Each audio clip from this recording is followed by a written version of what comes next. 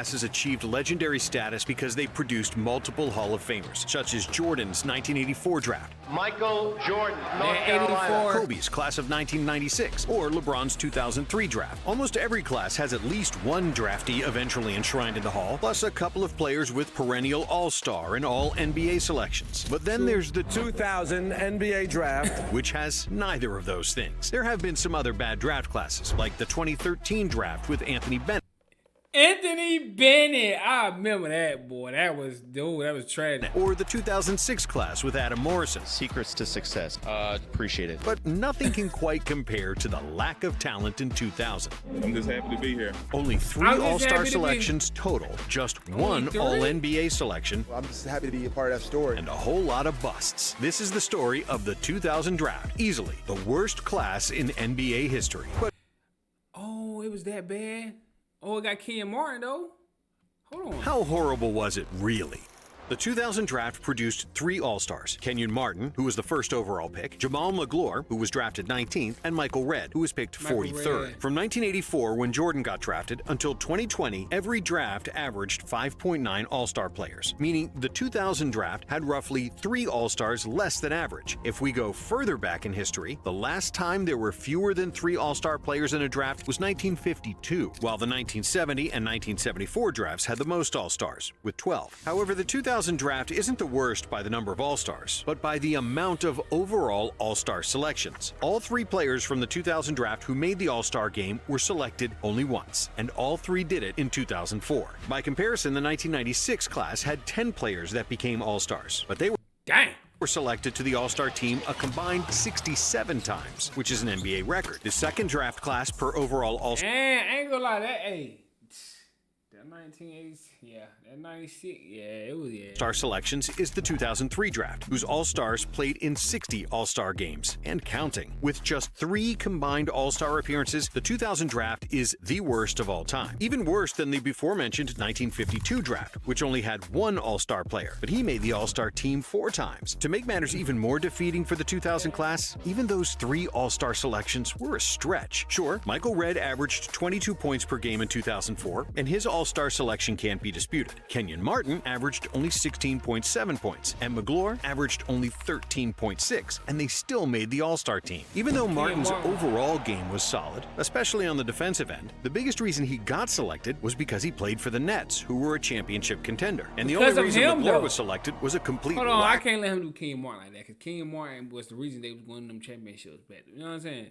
Like, I can't, of competition among the East centers, when the All-Stars were selected by position and centers were guaranteed 2 spots. Kenyon Martin's 16.7 points per game were his career high, just like the 13.6 points were a career high for Magloire, who averaged just 7 points per game for his career, and is extremely lucky to call himself an All-Star. In fact, out of all 60 players drafted in 2000, only Michael Redd and Jamal Crawford ever averaged 20 points per game in a season, and Crawford did it only once. This class scored the least amount of points in the NBA. Hold on, Jamal Crawford was whoa. Jamal Crawford was in this draft class? You can't say that. You can't do that. Yeah, we can't do that. Jamal Crawford is single-handedly puts this class above a lot of classes. As only 9 players averaged double figures in scoring for their career. Just 4 players from this class scored more than 10,000 points total, and only 11 players scored more than 5,000 career points. The situation with other statistical categories isn't much better either. Most draft classes have at least 4 players who had more than 5,000 career rebounds, while the 2000 class only has 1, Kenyon Martin. Martin averaged just 6.8 boards per game, which by all means is not a huge number for a big man. And yet, Kmart still leads all players in his draft class, as only 4 players averaged more than 5 rebounds per game. When it comes to assists, it's the same story. Jamal Crawford leads the class with 4,541 career assists. He wasn't passing. No other player surpassed 3,000 assists for their career. In assists per game, Speedy Claxton leads the 2000 class, but he only averaged a mediocre 4.3 assists per game, and only 3 players averaged more than 3. Shooting wasn't a strength of the class of 2000 either, as only Mike Miller shot over 40% for 3 in his career. Hold on now. Mike Miller, Jamal Crawford, Kenyon Martin. This is a nice little class. What are you talking about?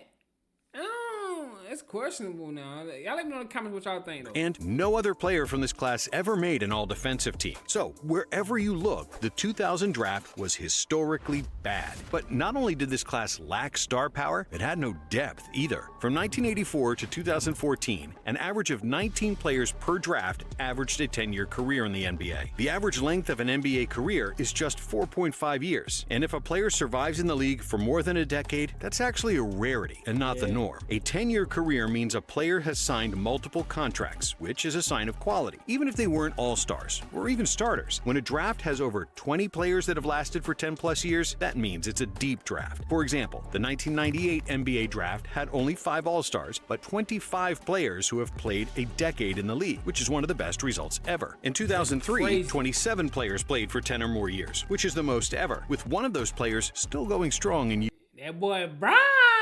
2023, 1998 might be one of the year 22. The 1986 and 2006 drafts had only 13 players with a decade of experience, which puts them at the bottom of the list, while the 2000 draft had just 15 players with a decade of experience, with 16 players playing less than 5 years and 10 players who never even played in the NBA. When it comes to all-NBA selections, only one player from the 2000 class ever made an all-NBA team, and that was Michael Redd, who made the all-NBA third team in 2004. As you can probably guess by now, one All-NBA selection is the worst result for any class in NBA history. By comparison, some other weaker draft classes like the 2006 class still had 9 All-NBA selections, and the 1999 draft had 7, and the 1994 class had 4 All-NBA selections. The best drafts, like the 1996 class, have a total of 37 All-NBA selections, while the 1984 draft had a whopping 47 All-NBA nods. The same goes for the Hall of Fame. Each year, roughly 2 Hall of Famers enter the NBA on average, and there is at least one player in almost every draft who gets enshrined in Springfield. The only drafts with no Hall of Famers is the 1951 draft and this notoriously bad 2000 class. Of course, in the last 20 years, there are still some classes without a player entering the Hall, but that's mostly because the players are still active or haven't been retired long enough to get enshrined. The 2004 draft has Dwight Howard, who's a lock for the Hall of Fame, just like Chris Paul from the 2005 class. 2006 is not an absolute certainty, but LaMarcus Aldridge, Rajon Rondo, and Kyle Lowry all have a high chance of getting in. From 2007 until Kyle Lowry, a Hall of Famer? No. Rajon Rondo. I don't know. 2014, every class will certainly produce at least one Hall of Famer. In 2015, Devin Booker will probably make it, just like Jaylen Brown from the 2016 class. In 2017, we have Jason Tatum. In 2018, there's Luka, who's basically already a Hall of Famer, even if he stops playing right now. And in 2019, Ja Morant and Zion have a great chance of making it as long as they stay healthy. Zion is finito. I give Ja a chance if he's great. You know what I'm saying? Get right. But Zion, freaky man? Nah. Like Anthony Edwards and Tyrese Halliburton from the 2020 draft. When it comes to championships, a total of 6 players from the 2000 draft have won an NBA ring, but only Mike Miller played a significant role in winning the title. The others were just role players, or they barely even played. But perhaps the most telling statistic of how bad this draft was is the amount of win shares. If you don't know what win shares are, the best way to describe it is that it's a statistic that attempts to divide credit for a team's success to the individuals on the team. Win shares measure players based on their offense, defense, and playing time. And even though it's a complicated formula and it favors longevity, it's a great way to value players' impact on winning for their overall career. The all-time leader in win shares is Kareem Abdul-Jabbar, who had a 273 rating, and he's followed by LeBron, who currently stands at 263, while Jordan rounds out the top 5 with 214 total win shares. Exactly 100 players in NBA history have amassed more than 100 win shares, and they are mostly all Hall of Famers. Players with long and productive careers, even if they never made an all-star team, usually have a win share number over 50, and players who have modest but respectable careers have between 25 and 50 win shares. If a player has a win share player number below 20, it can be viewed as having a disappointing career. Players below 10 are just obvious absolute busts. It's probably needless to say, but the 2000 draft has the lowest amount of win shares out of every class in the last 50 years. Hedo Turkoglu leads the class with just 63.3 win shares, while just 3 other players have more than 50. A total of 8 players have more than 25 win share rating, which we projected is the cutoff in impact in the NBA. By comparison, the 2013 draft, which is considered one of the worst drafts. Trey Burke, CJ, Michael Carter, Steven Adams.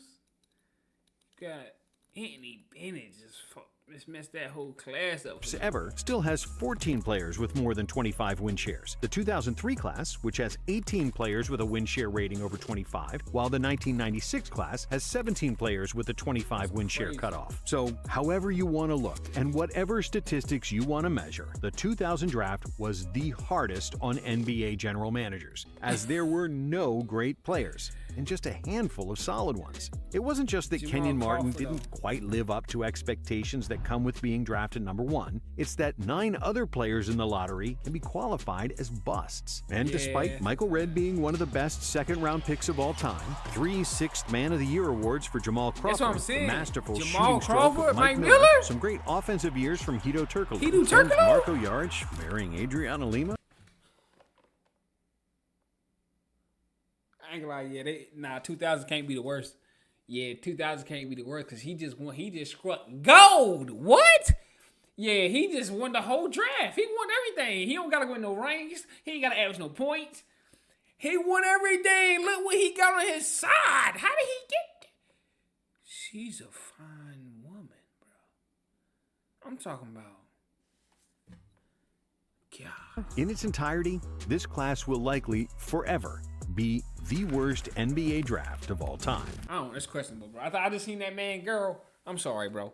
Questionable. But look, man, let me know in the comments what y'all think got a worst draft. Y'all think this is the worst draft? And let me know in the comments who had the best draft, bro. I'm gonna go 1998 or 2003. I'm gonna keep it 100. I'm gonna keep it all the way up being. Let me know what y'all think though, but I'm gonna see y'all next one. No